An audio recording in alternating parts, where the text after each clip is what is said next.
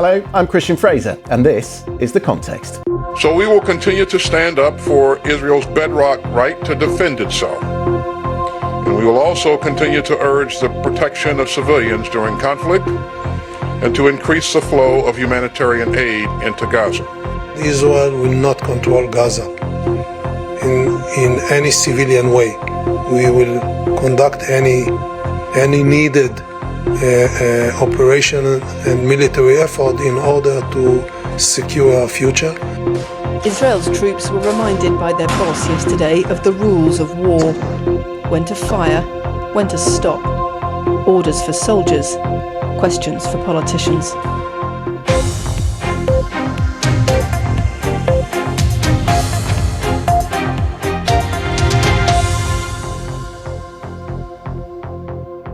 The UN Security Council was scheduled to hold a key vote tonight on whether to demand a humanitarian pause in the fighting between Israel and Hamas, but with representatives still trying to come to an agreement on the exact wording of that text, it has been postponed at the very last minute until tomorrow.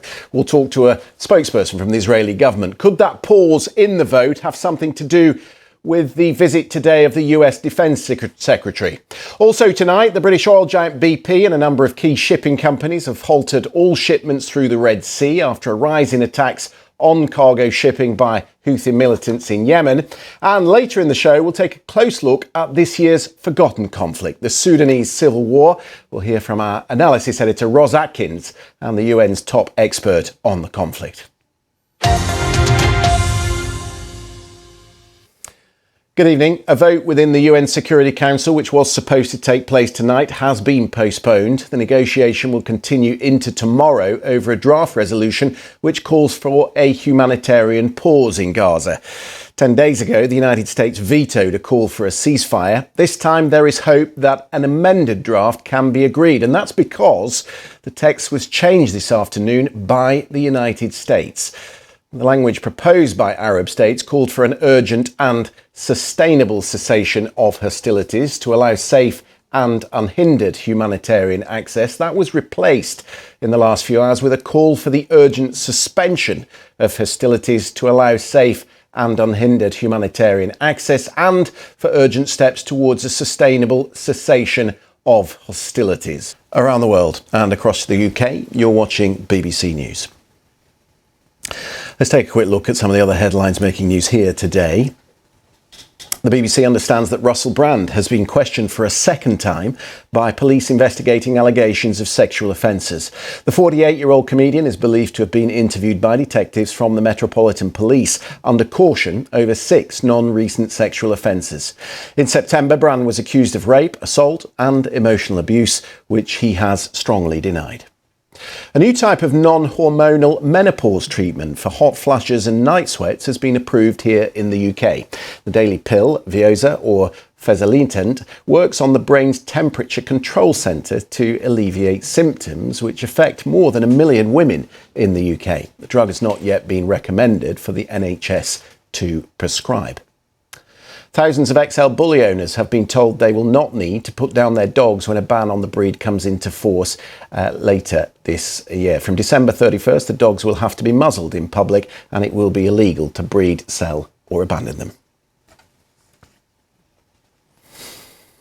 You're live with BBC News. The energy giant BP has suspended its shipping operations through the Red Sea because cargo vessels are being attacked by another Iranian proxy, the Houthi rebels in Yemen. The British-owned ship, the Galaxy Leader, was seized by militants last month. Around 12% of world shipping goes through the Red Sea and the Suez Canal.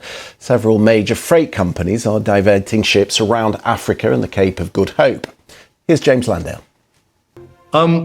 You know, from everything that I've read and everything that I've heard and everyone that I've spoken to, and from my own experience, this isn't a scenario where 3 men should be opened up on. Now, the white flag... Yeah, I'm going to have to wrap you there, Mikey, because we're just coming up against a break. But I take your point. It's clearly a mistake has been made. We'll be right back after this break.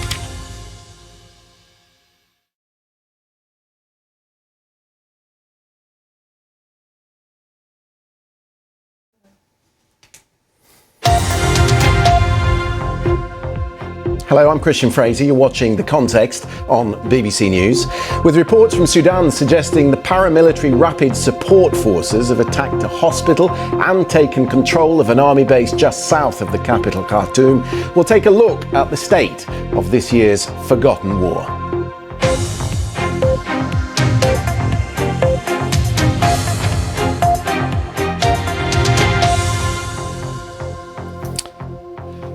Plenty coming up on that, but first we're going to pause and take a look at the sport. Here's Catherine Downs. Hi, Catherine. Hi, Christian. Thanks very much. We start with football and the FIFA Club World Cup, where Brazilian side Fluminense have made the final after a 2-0 win over African champions Al Ahly. The deadlock wasn't broken until the 71st minute. John Arias putting the South American champions ahead from the penalty spot. Fighting talk has started already ahead of the weekend's fights. And that is all the sport for now. Back to you, Christian. Catherine, thank you very much. Here in the UK, the Prime Minister has said he takes extremely seriously the allegations that have been made against the former Conservative peer, Baroness Mone. He said the government was taking legal action against the company run by her husband, PPE MedPro. In an interview with the BBC, Michelle Mone admitted lying about her links to the medical clothing company and confirmed she and her family stand to benefit from the £60 million profit made during the pandemic. Yeah, and the US Congress discussing tonight whether or not they can find a deal on migration, which of course would unlock $60 billion of funding for Ukraine. Just want to bring you one line of breaking news. The US Appeals Court has rejected in the last hour an effort by Donald Trump's former White House Chief of Staff, Mark Meadows, to move his criminal case to federal court. You'll understand that he is currently part of the efforts to investigate those allegations that they tried to overturn the 2020 election. He was trying to move his case from state court to federal court, and his appeal on that has been rejected. We'll maybe get some reaction on that in the next hour. Panel's coming up. Stay with us.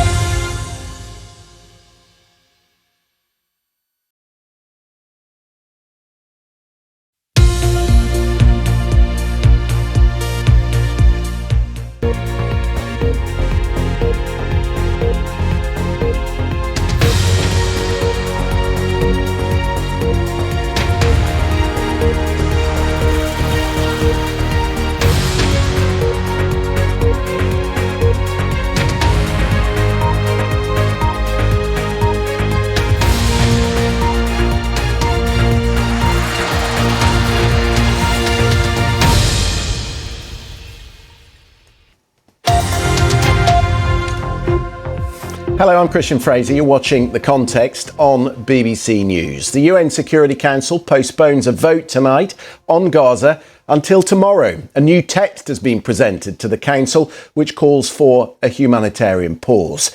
Today in Jerusalem, the US Defence Secretary said it was not for the White House to dictate timelines to Israel, but he is urging a new phase in the conflict. It comes amid wider concerns of an escalation. BP, the latest to announce it, has paused all shipping through the Red Sea after another wave of attacks by Houthi rebels in Yemen.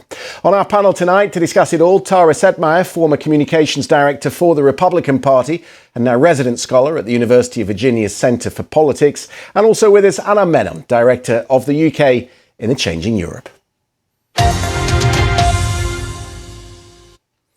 Good evening. The UN Security Council has postponed a vote tonight while the United States considers a new text that calls for a humanitarian pause in Gaza. 10 days ago, the Americans vetoed a resolution that called for a ceasefire, a vote in which the UK abstained. But what is interesting about this current text is that it's already been amended by the United States. So the language of the original draft, as put forward by the Arab states, called for an urgent and sustainable cessation of hostilities to allow safe and unhindered humanitarian access, amended now to calls for the urgent suspension of hostilities to allow safe and unhindered humanitarian access and for urgent steps towards a sustainable cessation of hostilities. Stay with us. You're watching BBC News. Let's take a quick look at some stories making news here in the UK today. A new type of non-hormonal menopause treatment for hot flushes and night sweats has been approved in the UK. The daily pill Vioza, or Fesalin, I don't know how you pronounce that. Is it Fesalinetant? I don't know. Works on the brain's temperature control centre to alleviate symptoms which affect more than 1 million people in the UK. The drug's not yet been recommended for the NHS to prescribe. The BBC understands that Russell Brand has been questioned by police for a second time, investigating allegations of sexual offences. The 48-year-old comedian is believed to have been interviewed by detectives from the Metropolitan Police under caution over 6 non-recent sexual offences. In September, Brand was accused of rape, assault and emotional abuse, which he has strongly denied. Thousands of XL bully owners have been told they will not need to put down their dogs when a ban on the breed comes into force in 2 weeks. From December 31st, the dogs will have to be muzzled, though, in public, and it will be illegal to breed, sell or abandon them. You're watching BBC News. Trade between Northern Ireland and the Republic of Ireland was straightforward before Brexit. Both were in the EU, both shared the same trade rules. But when Northern Ireland left the EU with the rest of the United Kingdom, its relationship with the South changed. The trade deal that was renegotiated with Brussels was supposed to facilitate that continuing trade with the South. It's called the Windsor Framework. It provides a green lane through which goods sent from Britain remain in Northern Ireland, and a red lane for those goods which may be sent on to the EU. But those revised trading arrangements continue to be opposed by the Democratic Unionist Party and have since served as a major obstacle to restoring devolution in Northern Ireland. The DUP has been boycotting Stormont since early 2022. There was some hope building last week that an agreement on power sharing could be reached before the Westminster recess tomorrow. But today, despite talks in Belfast and the promise of a £2.5 billion sweetener, the talks have stalled again. So Anna Menon, what is it that the DUP want and where is the sticking point? From all the reports that I'm seeing, significant progress has been made. And whilst that is happening, then we hold out the hope that something might be resolved in January, if not before Christmas, which now looks impossible. OK, we'll watch that with interest. No deal, though, this side of Christmas. We're going to talk migration, and particularly migration in the United States, which should be right up Tara Street. Big things happening today in the United States, both in federal government and in the state government in Texas. Stay with us.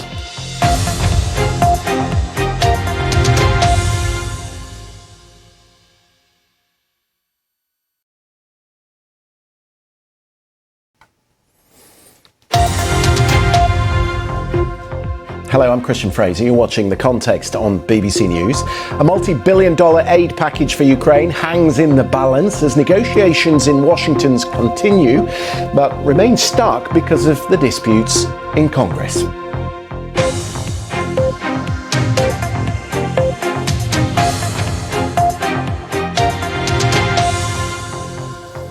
Welcome back. In the next hour, the Texas governor, Greg Abbott, will sign into law a new bill that makes crossing the US-Mexico border a state crime, punishable with up to 20 years in jail. The governor has pushed hard to expand the state's control of its 1,200-mile border with Mexico, and supporters say this bill will give law enforcement the tools they need to return those who have crossed illegally. But the legislation is controversial. Detractors say Texas has no standing to regulate immigration. That is a federal power, and they complain the bill could result in the racial profiling of Latinos who are living in Texas legally. Joining us to discuss is Professor James Holyfield. He's a leading authority on immigration policy. He's director of the Tower Center for Political Studies at SMU in Texas. Thank you very much for being with us, Professor. Can you tell us what SB4, as it's known, is and what powers it gives to the police? But maybe come back to that. Maybe come back to that in a later programme. Good point. Professor Holyfield, thank you very much indeed for your time this evening. Good to have you with us. I've squeezed time for the panel, as I always do, but here it is. Time for the panel. Which means you're going to have to be super quick, guys. Minute each. So let's start with, start with you, Anand. The people who found an owl in their Christmas tree. I'm always trying to do that. My wife would tell you I'm always trying to do that, which is why our house is full of tat, and none of it is worth anything. Tara, Anand, thank you very much for your company this evening. It's been lovely to see you both. We'll be back same time tomorrow. Do join us for that. Have a very good evening. Good night.